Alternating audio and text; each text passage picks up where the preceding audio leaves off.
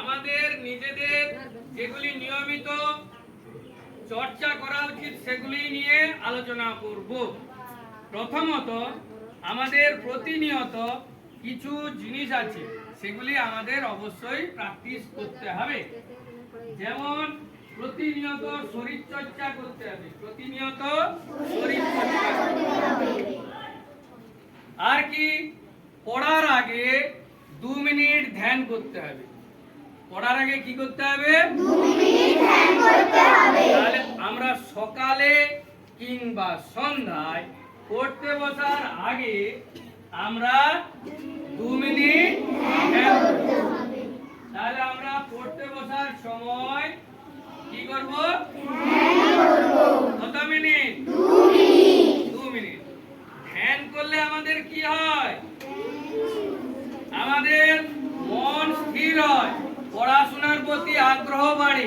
সেই জন্য আমরা নিয়মিত ধ্যান করি। মনে থাকবে তো? আর কি, আমরা প্রতিনিয়ত আমাদের শরীর চর্চা করতে হবে।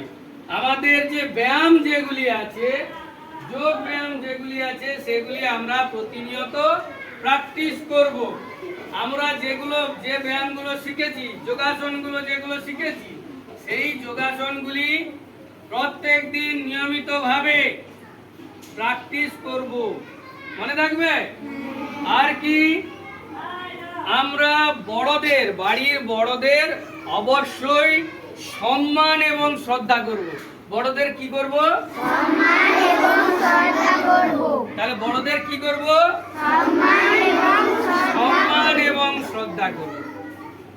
তাহলে আমরা পড়তে বসার সময় অবশ্যই 2 মিনিট ধ্যান করব, গুরুজনদের শ্রদ্ধা করব, প্রতিনিয়মিত ধ্যান বা যোগাসন করব।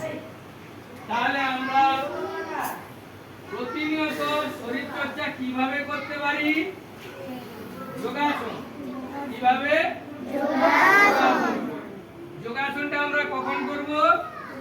প্রত্যেকদিন বিকেলে। প্রত্যেকদিন বিকেলে। তাহলে যোগাসনটা কখন করব? বিকেলে।